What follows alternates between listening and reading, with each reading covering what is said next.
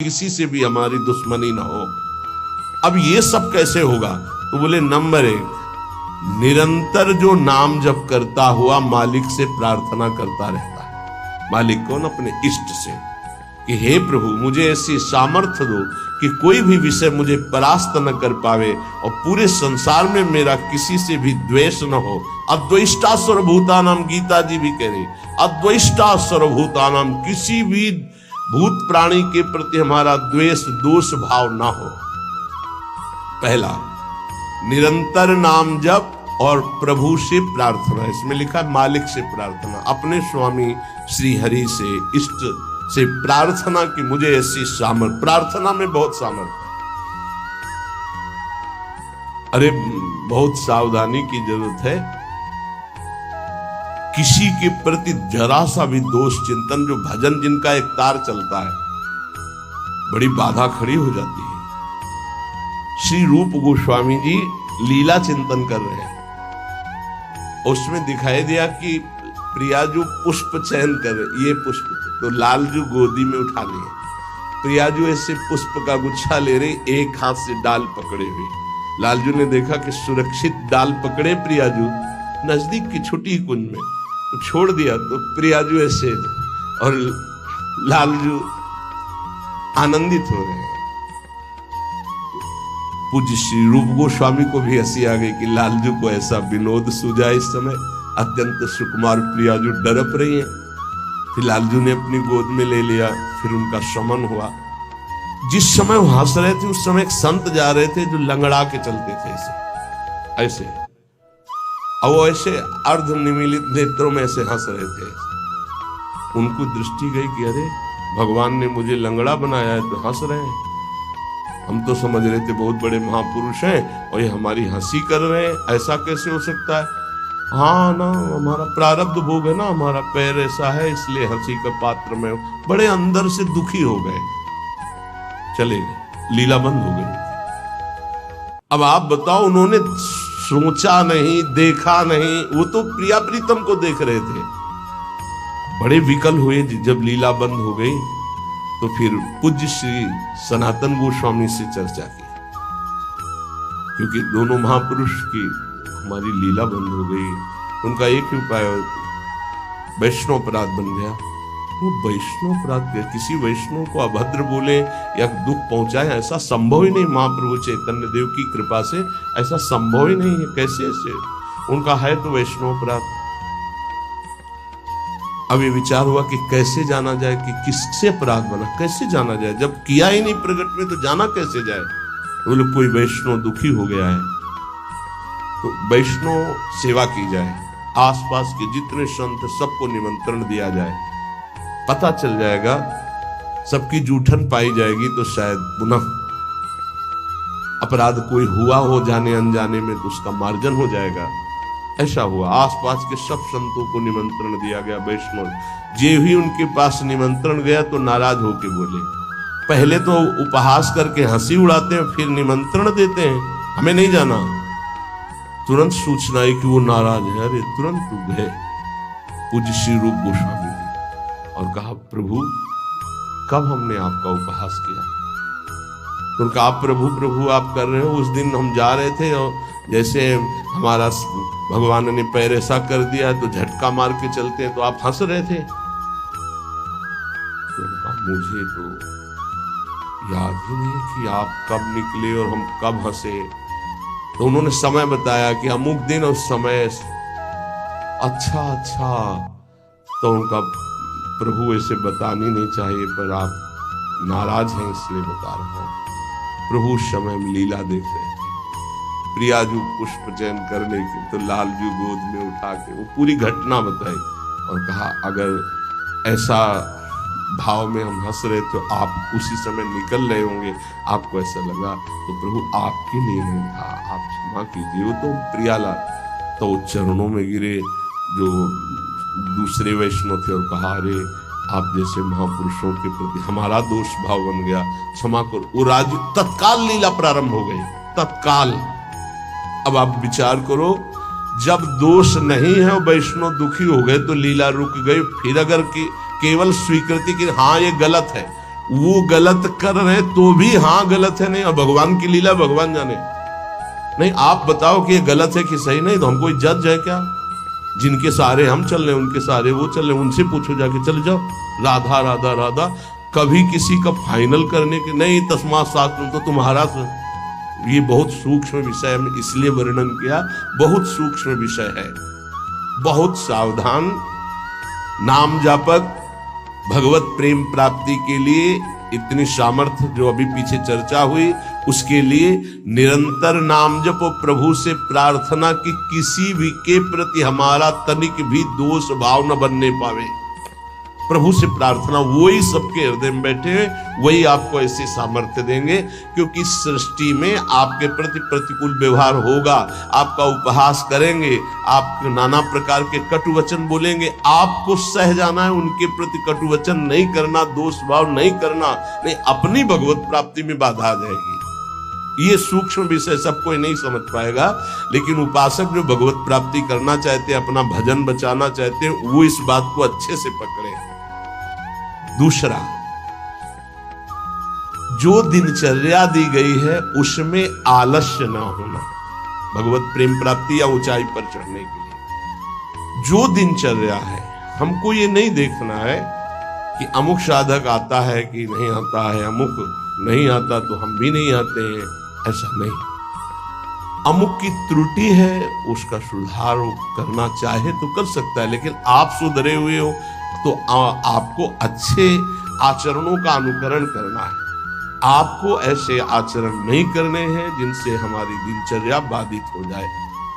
एक चीज और ध्यान रखना, इसको बहुत विस्तृत रूप से समझा इसलिए रहे कि एक दिनचर्या है जिसके पास सेवा नहीं, गुरु सेवा, और एक दिनचर्या है जो गुरुजनों की सेवा में रहते हैं। उनसे हो सकता है जो भागवतिक दिनचर्या का आदेश दिया गया है वो ना हो, तो उनको असंतुष्ट नहीं होना, क्योंकि वो गुरु सेवा में है। सारी दिनचर्या का फल जो है वो गुरु प्रसन्नता है। तो अगर वो गुरु सेवा में, जैसे हमारी श्री जी की भोग सेवा में है, अब प्रातः बाल भोग से लेकर के शयन तक कितने भोग श्री जी को लगते हैं, अब उनमें उनको हो कि हमारी दिनचर्या तो नहीं। अब जैसे जो और है सेवा में है, बहुत से, कोई किसी सेवा में, कोई किसी सेवा में, अब उनकी दिनचर्या वो माला लेके नहीं बैठेंगे। थोड़ी थोड़ी देर में जो दिनचर्याएं हैं, जो सेवाएं हैं, तो उनको इस बात का पश्चाताप नहीं करना कि मेरी दिनचर्या नहीं चल रही। वो तुम्हारी दिनचर्या गुरु प्रसन्नता के अंतर्गत है, उसमें नहीं सोच। और ये नहीं सोचना कि अब हम सेवा कर रहे हैं तो हमारा वो भजन तो हो नहीं रहा जो दूसरे माला से कर रहे हैं, तो पता नहीं मेरी गति क्या होगी। ये नहीं सुन, गुरु सेवा का एक प्रताप है, ये ध्यान रखना। जैसे मान लो कोई शरीर के वस्त्र धो रहा है, कोई ऐसी सेवाएं कर रहा है, वो नाना प्रकार की सेवाएं हैं जिनमें उनको समय ही नहीं मिल रहा कि वो बैठ करके पद गायन करे, वो 11 माला 41 माला वो संख्या पूरी करे। अच्छा, सेवाओं में लगा है तो उसका मन लगा है, अब उसका मन कहाँ लगा है? ये वस्त्र गुरु जी का है, ये गुरु जी के लिए जल है, ये उसका चिंतन हो रहा। ध्यान मूलम गुरु मूर्ति, पूजा मूलम गुरु पदम, मंत्र मूलम गुरु वाक्य, मोक्ष मूलम गुरु कृपा। क्योंकि कई साधक ऐसे हैं जो फिर उनको पश्चाताप होगा कि दिनचर्या में बाधा पड़ रही हमारी, तो दिनचर्या की चर्चा हुई थी। नहीं, जिनको सेवा मिली हुई है उन, एक बार भगवान शंकराचार्य जी से कई शिष्यों ने कहा कि एक ये ब्रह्म सूत्र है, इसकी व्याख्या सुनना चाहते हैं। तो उनकी शरीर सेवा में स्नान के बाद जो वस्त्र लंगोटी आदि प्रक्षालन करना है, वो त्रोटकाचार्य जी रहते थे। तो उनका त्रोटक को आ जाने दी, तो उन्होंने कहा प्रभु वो तो कभी व्याकरण नहीं पढ़े, कभी शास्त्र, जब गायन स्वाध्याय होता है तो कभी बैठते नहीं हो, तो शरीर सेवा में ही लगे रहते। मतलब ज्ञान की चर्चा थी ना, तो शरीर को, गुरु के शरीर को वो साधारण शरीर समझ रहे थे। उनका अच्छा ऐसी बात है, आ जाने दो उसको। जब आ गए तो बोले खड़े हो, इस ब्रह्म सूत्र की व्याख्या करके बताओ। तो जो पढ़ने लिखने से नहीं आता, गुरु कृपा से आता है। तत्काल संस्कृत का प्रादुर्भाव हुआ और वैदिक सिद्धांतों का प्रवचन, सब दंग रह गए। तो उनका गुरु की लंगोटी ढोने वाले को साधारण समझते हो क्या? साधारण नहीं होता गुरु की लंगोटी धोने वाला, वस्त्र धोने वाला। असाधारण कृपा से सौभाग्य मिलता है, असाधारण कृपा से। तो जिनकी जो दिनचर्या ऐसी है कि उनको फुर्सत ही नहीं है, तो उनको कभी नहीं सोचना कि इतने बजे इतने बजे इतने, उनकी दिनचर्या है। तो ये चीजें ध्यान रखना है उपासक को। प्रमाद में हमें दिनचर्या में बाधा नहीं पहुंचानी, प्रमाद युक्त हमारी दिनचर्या नहीं होनी चाहिए। यदि गुरु सेवा, इष्ट सेवा में हमारी जो गुरु की अन्य साधकों के प्रति बताई हुई दिनचर्या उसमें बाधा पड़ती है, तो वो बाधा नहीं मानी जाएगी आपकी। दूसरा जो अभी वर्णन किया, गुरु प्रदत्त दिनचर्या में बाधा नहीं होनी चाहिए। बहुत बड़ी चीज है गुरु प्रदत्त दिनचर्या, बहुत बड़ी वस्तु, बहुत बड़ी वस्तु। गुरु सेवा मिल गई तो लाडली जो अधीन हो गए पक्का। तीसरा, कुसंग से दूर रहना, ये बहुत जरूरी है, बहुत जरूरी है। रावण लंका में रहता था, लंका समुद्र के किनारे थी, समुद्र निर्दोष था, पर ऐसे दोषी का संग समीपता होने के कारण समुद्र को बांध लिया गया, समुद्र बांधा गया।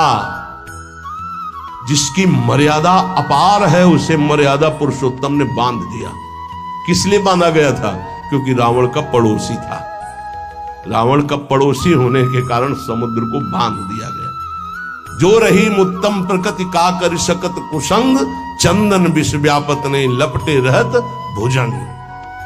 अच्छा, जब कोई गलत करता है तो वो चार से थोड़ी कहता है कि मैं गलत करता हूं, नहीं, वो सही और कुबुद्धि को वो ही सही दिखाई देता है, गलत सही दिखाई देता है और वो परमार्थ से भ्रष्ट हो जाता है। इसलिए कुसंग से बहुत दूर रहना चाहिए। सत्संग और कुसंग का कैसे पहचान करोगे कि हमारा कुसंग हो रहा है, हमारा सत्संग हो रहा है या कुसंग हो रहा है, कैसे पहचान करोगे?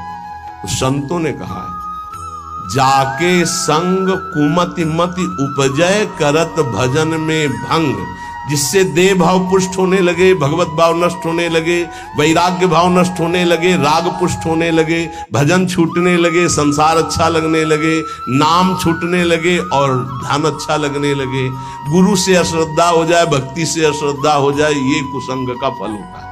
अच्छा, कुसंग का फल जब आपके ऊपर चढ़ेगा तो आपको नहीं लगेगा मैं कुसंग कर रहा हूं, नहीं तो ठीक हो जाओगे।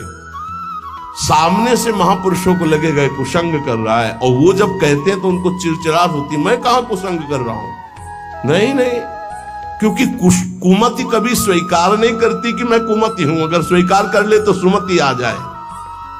कुसंग से बचना चाहिए। पहला है निरंतर नाम जप करते हुए भगवान से प्रार्थना करना कि कभी किसी के प्रति हमारा दोष दर्शन न हो, शत्रुता का भाव न हो। दूसरा, गुरु प्रदत्त दिनचर्या का पालन करना, आलस्य बिल्कुल ना आने देना। तीसरा, कुसंग से बचना। और चौथा, उन ग्रंथों से, उन प्रवचनों से, उन किस्से कहानियों से, उन चित्रों से बचना चाहिए जिनसे हमारा भगवत भाव नष्ट होता है। जैसे कल एक प्रसंग में प्रश्नकर्ता कह रहे थे कि हमको उपदेश मिला है कहीं से, बस श्वासों के आने जाने पर ध्यान दो, बस इसी से परम पद मिल जाए। यार, श्वासें तो वैसे ही चल रही हैं, आने जाने के ध्यान का मतलब क्या रहा? श्वासों के आने जाने का ध्यान दो कि खाली तो नहीं जा रहे हैं। हर में राधा वल्लभ सी हरिवंश राधा राधा राधा। जैसे कल आपसे कहा था, नाम रूप लीला धाम से हटा दे, वो कुसंग होता है। वो बेचारा, पर हमका थोड़ी श्रद्धा है हमारे प्रति। बोले श्रद्धा ही तो लाई है आपके पास, तो हमका आज से राधा राधा नाम जप कर, और प्रभु का जो रूप ध्यान में तुम्हारे प्रिय लगे, राम रूप, कृष्ण रूप, हरि रूप, जो भी, तुरंत ध्यान कर, उनके ध्यान में लग। ये बिहारी जो राधा रमन, जो राधा वल्लभ, जो साक्षात भगवत प्राप्ति के लिए ही तो विग्रह रूप धारण करके प्रकाशित हो रहे। कभी कभी जिसे हम सत्संग समझते हैं वो कुसंग बन जाता है। इसको ध्यान से सुनना। इसीलिए रोज सत्संग में घुमा के आ जाती है बात कि इष्ट मिले और मन मिले, मिले भजन रस रीति। अरे भगवान शिव नाम जप करते हैं, सनकादि नाम जप करते हैं, वो परमात्मा निराकार है, साकार है, सगुण है, निर्विशेष, पूरा का पूरा आपको समझ में आ जाएगा। फिर उनको समझाया कि गुरुदेव साकार है कि निराकार, जो उपदेश किए थे। बोले साकार है। प्रणाम करते हो? हाँ। माला पहनाते हो? हाँ। तो गुरुदेव की पूजा हुई कि नहीं? बोले हाँ हुई। तो उनका गुरुदेव मूर्त है कि अमूर्त? बोले मूर्त। तो उनका मूर्ति पूजा हुई कि नहीं? बोले हाँ हुई। तो उनको फिर काहे परेशान हो? समझे में नहीं आता है। अरे भाई, बहुत संभल के शास्त्रों में जो लिखा उसको समझना के लिए बहुत पवित्र बुद्धि चाहिए। परमात्मा निराकार भी है। कैसे निराकार है? देखो, आकार खंबे का इसमें है कि नहीं? और जब भावना किया प्रहलाद जी ने कि है, तो निकल पड़ा ना नरसिंह रूप में, तो है ना साकार। वो निराकार रूप से सब जगह है, पुकारो तो साकार रूप होकर अभी दिखाई दे। वो साकार भी है और निराकार भी है। यहां जल है, इस वायुमंडल में जल है। देखो बोला कहां गीला हुआ। और एक मशीन है, जो उसको ऑन करके रखो तो एक कमरे में 3.5 लीटर 4 लीटर पानी 4-5 घंटे में निकल जाता है। और कमरे में कहीं बूंद नहीं है। मतलब जल है, वाणी है।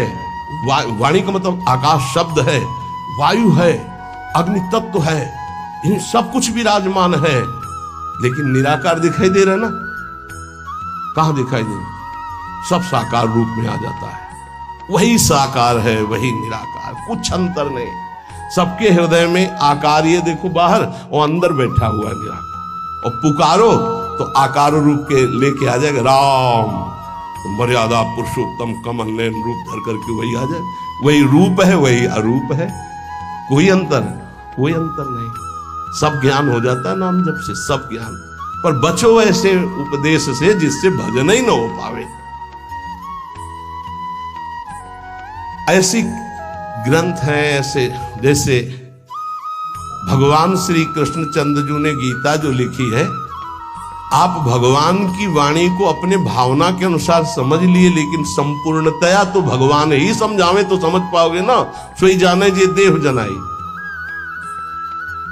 निंदा स्तुति के विषय नहीं है, पर यह बात है कि पूज्य श्री स्वामी राम सुखदास जी महाराज इतनी सरल भाषा में गीता जी का स्वरूप प्रकाशित किया कि मुझे लगता है कि अपने जैसे मंद बुद्धि वालों को भी भगवान की दिव्य वाणी समझ में आए। स्वामी जी का अवतार इसी बात के लिए हुआ था, गीता जी के लिए, श्री स्वामी राम सुखदास जी, कि साधारण से साधारण आदमी गीता के गूढ़ शब्द को, राष्ट्र को जान जाए। इतना बड़ा विस्तार से अमृत दे दिया गीता जी के भाव का। और ज्ञानदेव जी महाराज, एकनाथ जी महाराज, आद्य गुरु भगवान शंकराचार्य, जो बहुत से बड़े बड़े महापुरुषों ने गीता जी की टीका, हमें लगता है वो इन महापुरुषों की टीका के बाद अब हमको और कौन सा ज्ञान जानना बाकी रहेगा। एक बार एक सेवक वाणी श्री दामोदर दास सेवक जी की, नए नए हम थे तो हमको किसी ने दिया था कि पढ़ना। महाराज जी को हमारा ये काम था, गुरु जी से जांच करवाए बिना हम किसी, क्योंकि पता है कि जिस विषय के हमें तो हमारे प्रमाण लगे, तो उनका महाराज जी वाणी जी प्राप्त हुई, वो किसी और। महाराज जी ने जो देखा ऐसे वाणी ली, तब किसी की भी लिखी हुई ऐसे, तो लो, और तुरंत ऐसे फूल में लपेटा, बोले जाओ यमुना जी पधरा के आओ। और फिर ये वाणी आजीवन के लिए वो बस्ता में बंदी, लेकिन यही ये टीका जो लिखी हुई है ये पास गुरुदेव से, इसीलिए हम जितने भी साधक अपने, हमारे गुरुदेव ने जो पास किया है अर्थ, ये पूज्य श्री आचार्य चरण का। बस कोई भी हो, गुरु से जो पास, बस वही। तो ये ध्यान रखना कि महापुरुषों ने जो टीका की है वो ऐसे अर्थ नहीं लिखा है। गुरुजनों की दृष्टि बहुत पैनी होती है, अपने बच्चे को कैसे बचाते हैं। ये उन ग्रंथों का अर्थ नहीं पढ़ना जिनको ब्रह्म प्राप्त, भगवत प्रेम प्राप्त महापुरुष प्रमाणित नहीं करते, उन ग्रंथों को नहीं पढ़ना, बहुत ही भटकाव है। आपको सच्ची बता दें, वाणी जी को अपने अनुकूल करके अर्थ किया जाता है। वो महापुरुष जो क्षमता को प्राप्त है, चाहे गीता हो चाहे भागवत हो, हमारा किसी से अपनेपन वाला बात नहीं कह रहा हूं। आज तक पूज्य श्री हनुमान प्रसाद पोद्दार जी महाराज के संपादन के किए हुए वाणी ग्रंथ में एक शब्द पर कभी संशय नहीं हुआ। आज तक पूज्यपाद उड़िया बाबा के उपदेश में कभी एक शब्द पर संशय नहीं हुआ। पूज्य श्री स्वामी राम सुखदास जी महाराज के एक शब्द पर संशय नहीं हुआ। जैसे पूज्य स्वामी जी का एक छोटी सी पत्रिका निकली थी ग्रंथ में, गुरु के बिना मुक्ति। स्वामी जी ने जो कहा उसके अंतर की बात सुनो। स्वामी जी ने के पास इतनी शिकायतें पहुंची, रोना धोना और बड़ा विचित्र कोटि का उस समय जिनके प्रति शिकायत हुई थी। तब स्वामी जी ने सभा में कहा था कि तुम जो सुन रहे हो, ये जगत गुरु श्री कृष्ण की वाणी सुन रहे हो, इसको मानो, इसी से तुम्हें परम पद मिल जाएगा। ऐसे बनाने की जरूरत नहीं है जहां ऐसी शिकायतें आ रही। स्वामी जी किस लक्ष्य को लेकर बोले थे? स्वामी जी किसी संप्रदायवाद को नहीं काटे, स्वामी जी किसी गुरु परंपरा को नहीं काटे। स्वामी जी के शब्द थे उस बनावटीपन के लिए, जो बनावटीपन से ठगा जा रहा है, लोगों के जो चित्तों की श्रद्धाओं का मर्दन किया जा रहा था। जब स्वामी जी के पास शिकायतें पहुंची, तब स्वामी जी ने बात कही कि ये जगत गुरु की वाणी है गीता जी, इसको सुनो, स्वीकार करो, जाओ। परम कल्याण ना हो जाए तो बताना, गुरु के बिना मुक्ति। गुरु बनाने की जरूरत नहीं, वचन सुनो, मानो और जाओ। कोई एक शब्द में उसको घसीटो मत इधर उधर, सीधे जिस प्रसंग से महापुरुष बोले उस बात को समझना। तो हमको ऐसे ग्रंथ नहीं पढ़ने, ऐसी किताबें, ऐसे शास्त्रों की व्याख्या, ऐसे किस्सा कहानियां, ऐसे दृश्य, ऐसे चित्र, ये सब ना देखे जो भजन में बहुत बाधक है। पांचवा, किसी भी बहाने से जिसमें महिलाएं नृत्य करती हो वो दृश्य न देखिए। भले कीर्तन हो रहा है, भजे भजन हो रहा है, लेकिन जिसमें माताएं बहनें नृत्य कर रही, बैरागी को देखने की जरूरत नहीं है। फिर और नौटंकी तमाशा और सीरियल और वेब सीरीज इनकी तो जरूरतें नहीं है, बिल्कुल नहीं। कि खाली समय है, हम बड़ा मोबाइल है स्मार्ट, चाहे जितने स्मार्ट बनो, माया से ज्यादा स्मार्ट नहीं हो। वैसी स्मार्ट गिरी में फंसा देगी तुम्हें कि सारी स्मार्ट गिरी चली जाएगी। बहुत होश में। चेटक, नाटक, नाच, तमाशा, ये सब परमार्थ के लिए बहुत हानिकारक है। किसी बाहरी साधक से पूछा कि मोबाइल में आप, बोले बस गेम खेल लेते हैं। अरे यार, गेम खेलना है तो नाम का गेम खेलो, मंत्र का गेम खेलो, हाँ, वाणी जी का पूरा गेम खेलो। क्या शुरू करो उल्टा चतुरासी जी, आज वह देखिए तो प्यारी रंग भरी, छाण दे माननी मान मन धरी, वो नागरता की उल्टा गेम खेलो।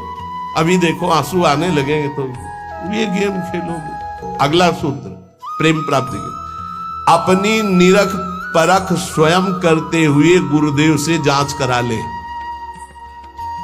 अपनी अंतर की वृत्तियों को देख ले, जहां को संशय लगे तो जांच करवा ले कि ये वृत्ति सही है या गलत, जैसे बाहरी लोग आके कराते हैं। अब सबे खड़े ना हो जाए वहां जाके कि एकांतिक तुम वहीं से होने लगे। रोज सत्संग में यही तो जांच परख होती कि आप अपनी जांच कर लो। नहीं तो एक बार कहा कि अपनी दिनचर्या बना के आओ, तो इतने कागज आ गए, हम कहा कब तक हम इनको देखेंगे।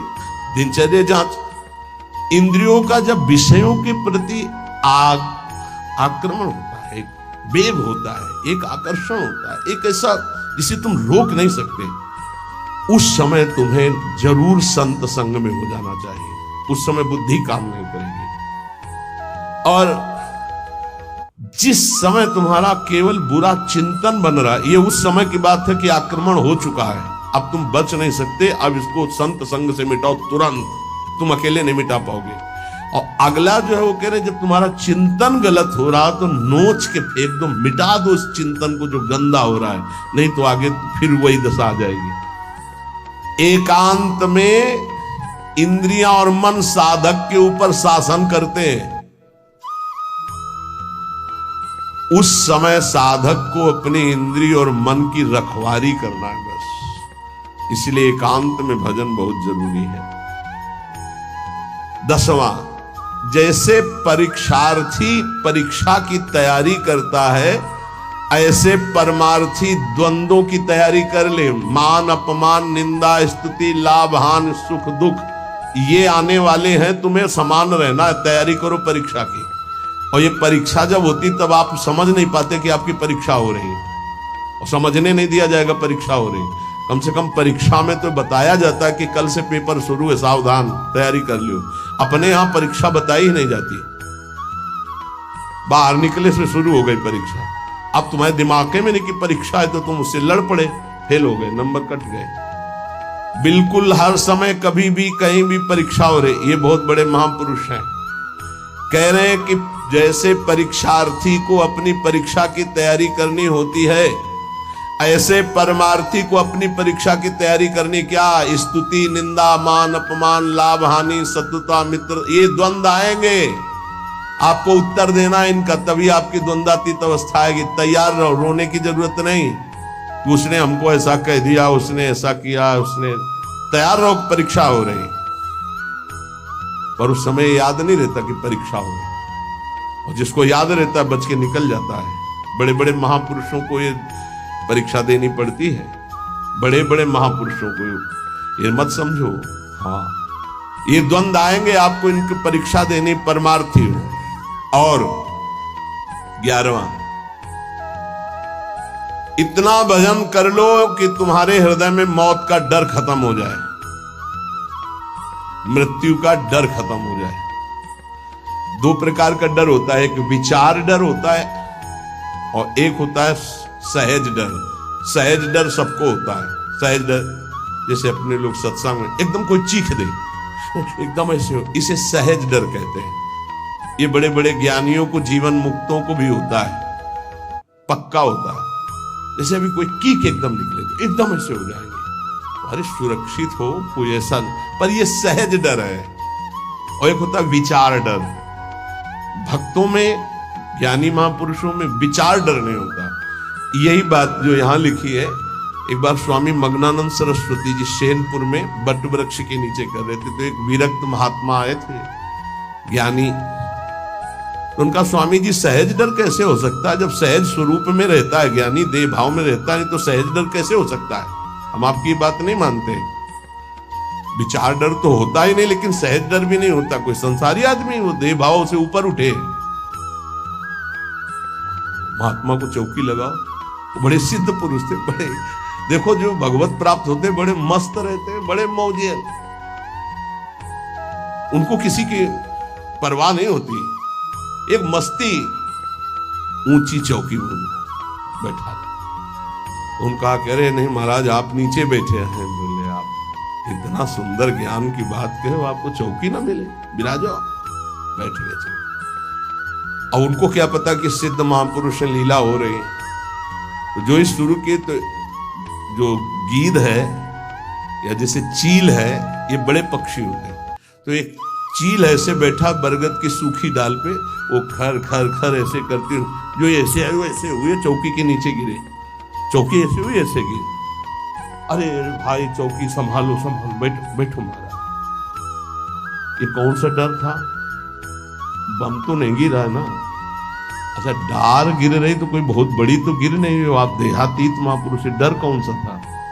हंस दिए। उनका अच्छा अच्छा अच्छा अच्छा, अच्छे तो थे। उनका अच्छा अच्छा, परीक्षा हो गई। बोले, इसे सहज डर कहते हैं, ये सबके ऊपर होता है। सहज डर सबको होता है, पक्का सहज डर। अचानक कोई आवाज हुई, सबको पता है, तो वो एकदम डर जाता है। वो डर नहीं है, वो सहज डर है। और एक है विचार डर। भक्त को विचार डर नहीं होता। तो कह रहे, इतना भजन करो कि मृत्यु का डर खत्म हो जाए। खत्म हो गया मृत्यु का डर, मरने से जो डरने का भय है वो खत्म हो जाए, तब जानो कि अब हमारा थोड़ा भजन रंग लाया है। सबसे पहले मृत्यु का भय खत्म हो। देख लो, पर परख लगाओ। मृत्यु का डर कैसे? अगर आज शाम तक डॉक्टर कहे कैंसर हो गया तो कैसा लगेगा? मृत्यु पर अगर विजय प्राप्त करनी है तो मृत्यु को याद रखना पड़ेगा। ये बात ध्यान रखो। जिसने मृत्यु को याद किया वो भगवान से चित्त जोड़ा, और जिसने भगवान से चित्त जोड़ा वो मृत्यु पर विजय प्राप्त कर लिया। मृत्यु ऐसी लग रही है, अब उसका उदाहरण तो कुछ है नहीं, पर ऐसे बता रहे जैसे ब्याह की तैयारी होती तो कैसा होता है? हर दोस्त से हाथ मिलाता है, हंसता हुआ, मैं मत फूला घूम रहा है। क्यों? क्योंकि उसका ब्याह होगा। लौकिक उदाहरण परमार्थ में फिट ही नहीं होता, पर वो कुछ फूला